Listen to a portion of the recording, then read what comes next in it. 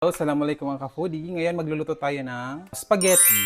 Lulutuin muna natin ang hotdog. Ipiprito muna natin yung hotdog. Ayan.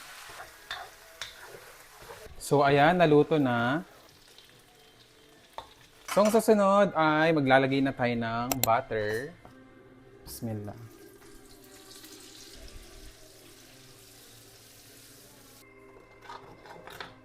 So maglalagay tayo ng bawang.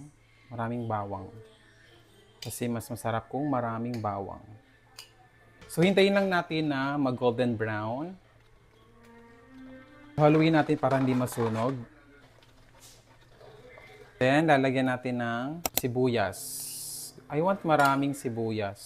Ito na lang lahat. So parang kulang yung butter, lalagyan natin. Half lang. Aray. Ilalagay na natin ang beef. Bismillah.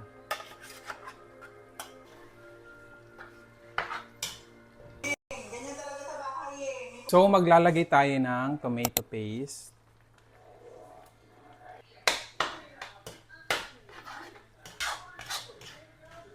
Laurel, because why not? So, maglalagay tayo ng konting toyo. Vinegar.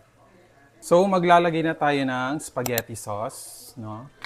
Ram, pagalawin mo ang baso. Baka naman. Another sweet style spaghetti sauce ng Ram. So, sa kabilang side, no, lulutuin natin itong mushroom. Ay, hindi ko alam. Pangantalan ko rin, guys. So, igigisa ko muna yung mushroom dito. Ay, hindi ko. And then, maglalagay din tayo ng UFC tomato sauce. So, hindi naman ganun karami.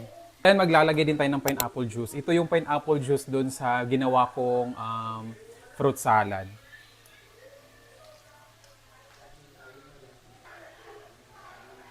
Siyempre, maglalagay din tayo ng paminta, no? Itong paminta, tira pa ito nung 2025, so baka pwede pa.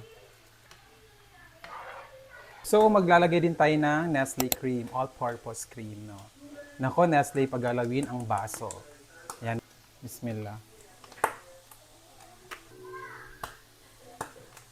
Okay, mimix na natin. Ayan, ibubuhos na natin ang mushroom. Ayan ng cheese, no? Cheese, quick melt. Pwede ba siya ilagay ng buo na lang? Baka pwede, no? Baka pwede ilagay ng buo. Lagay na lang. And then, maglalagay din tayo ng Knorr cubes. Knorr, pagalawin ang baso. So, dalawang Knorr cubes, no? Na beef. At putragis.